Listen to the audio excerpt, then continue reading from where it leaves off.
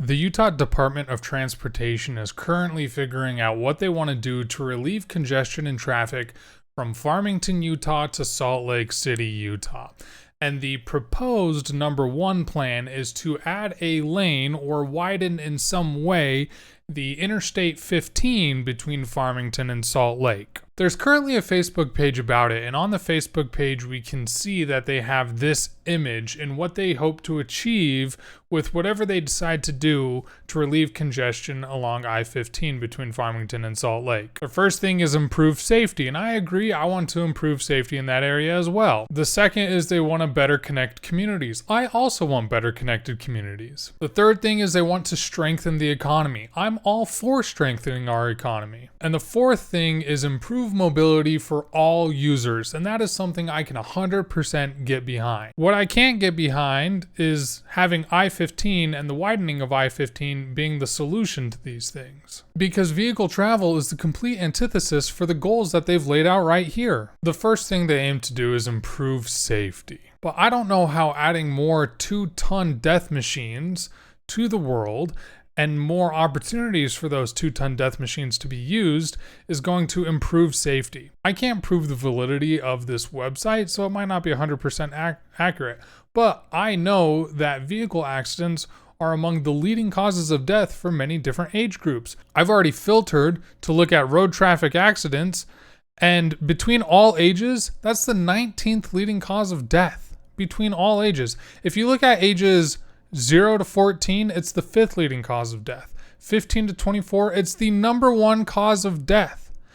That's brand new drivers to the road. That is how they are dying the most. 25 to 34, it's the third most. 35 to 45, it's the third most. 45 to 54, it's the 9th most. This age range right here are often too young to have medical problems, have already grown past the stage where infant mortality might be a thing, and so often in the number one, the top 3, the top 5, the top 10 leading cause of death is road traffic accidents. I don't understand how somebody could say we need to improve the safety of our community, and their conclusion is to add more lanes and get more people on the road. It is the leading cause of death for 15 to 24-year-olds. And this is probably in America. It's not probably specifically Utah. Again, I can't validate how accurate this information is, but I thought it was a pretty common piece of knowledge that road deaths are the leading cause for certain age groups. The second thing that they want to do is to better connect communities. And if we look right here, this is the area that they are hoping to do something and improve the congestion between Farmington up north here all the way to 400 South in Salt Lake City. But you know what the difference is between the west side and east side of this whole expanse is? Let me tell you real quick. This east side, this is all the rich people. This west side, it's a poorer community. This east side, especially up here in the avenues, up by Capitol Building, really rich people. On the benches right here, really rich people. Rose Park, one of the most poorest communities in the Salt Lake Valley. I don't know how adding more concrete and a more literal physical barrier between these two communities is going to bring the community better. I don't understand it. I don't think it will. You want to know why? Because everybody that's up in Farmington, which is a very affluent part of the world, they get in their air-conditioned boxes and they drive past these communities. I know a lot of people that live in the Farmington area because I used to live in the Farmington area, just a city over. But you know what? Rose Park doesn't get that good of a rap. It has a bad connotation around it.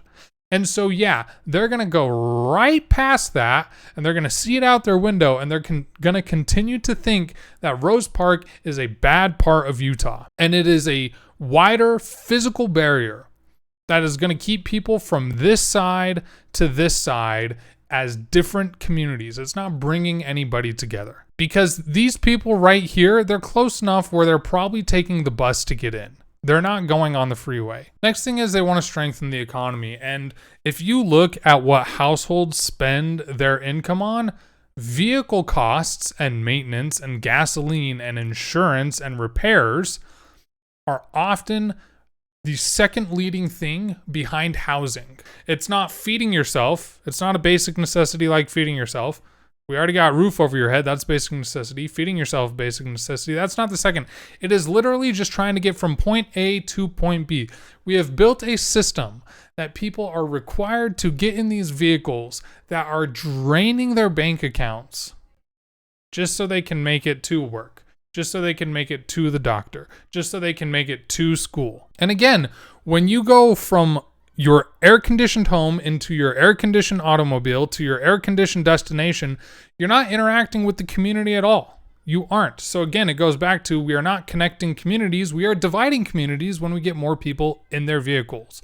We're not strengthening the economy because people will have less money to spend because they're spending more money on their vehicles. You're just incentivizing more people to get a vehicle. It will become a point where people feel like they have to have a vehicle. It already is that way in a lot of places like Farmington. I would not want to live in that area without a vehicle because the other options aren't up to snuff. So when you add another lane to the freeway, you're just further incentivizing people to go into that either debt or that maintenance mode or that gasoline price or that car insurance price, and they're putting their money into those vehicles. And you know who wins at the end of the day? Chevron, ExxonMobil, GM, Ford, Toyota. None of those companies are in Utah.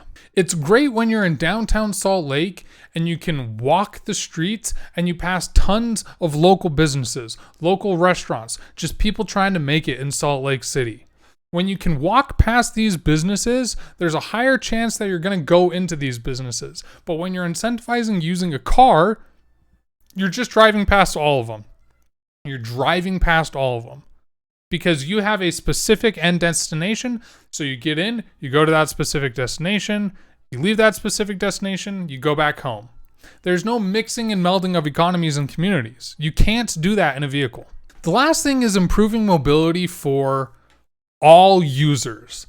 And I don't understand what they mean by all users, because all they're doing is improving mobility for car users. You're not helping anybody that, one, might not be of legal age to drive a car.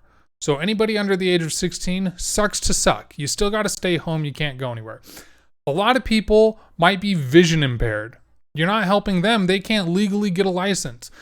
Other people might have other disabilities that either prevent them from getting a license or it's just not feasible to drive a car. So what would they want? They would want reliable public transportation so they can get from point A to point B. They would like reliable ways to walk or use a mobility scooter through their community instead of having another lane of vehicles. You're not improving mobility for all users. You are greatly hemorrhaging mobility for a wide underrepresented group of people. It's backwards. Frankly, it's downright evil in my opinion. Adding a lane to the freeway is directly saying people in certain circumstances are lesser and they shouldn't be cared for and they shouldn't be provided for. I want everybody to be able to participate in our community and participate in our existence and have the means to get where they need to go. Widening I-15 does not improve mobility for all. And even this picture right here, they got a bus and a bicycle along with a car. The bus doesn't really get much help. The bus gets stuck in the same traffic as the car does, and a bike can't go on a freeway. You're not improving the mobility for all users. You know what would improve mobility for all users? More bike lanes, better walking infrastructure, better visibility on these bike lanes and walking infrastructure, more public transportation, because you can get a mobility scooter or you can get a wheelchair onto a bus. I used to drive buses. I have plenty of experience hooking up wheelchairs so they can safely ride the bus. They couldn't use a car, or else they couldn't afford the decked out tens of thousands of add-ons you need to make a vehicle mobility friendly. I like Utah. I want to see Utah succeed. I am confident that adding to our interstate infrastructure is not the way Utah succeeds. We have the front runner. The front runner goes exactly from Farmington, exactly to 400 South. Salt Lake Central Station to Farmington Station. Incentivize that. Allow people to get to those stations quicker and easier with less headache and hopefully a reduced cost. Because if we look at Farmington Station and how it works right now, that is very car forward. That is not very pedestrian friendly. This right here is not helping mobility for all. It's just not. And it's not just I-15 that's doing this. We continue to do this all over America. I'm so up in arms about the I-15 one because it's what I grew up with and it's near where I currently live. And I thought the idea where they said improve safety, better connect communities, strengthen the economy, and improve mobility for all users was a slap in the face. Because that's not what is being achieved by any sort of expansion of an interstate system. More to come. I'm going to keep up with this. I'm going to see what evolves from this. I want better. I hope for better. I think if we can get this sort of understanding to more people, we can all have better communities that are safer for people, that do connect one another, that do strengthen the economy, and that does provide mobility for all users. Thanks so much for watching. More to come. Catch you in the next one. Peace out.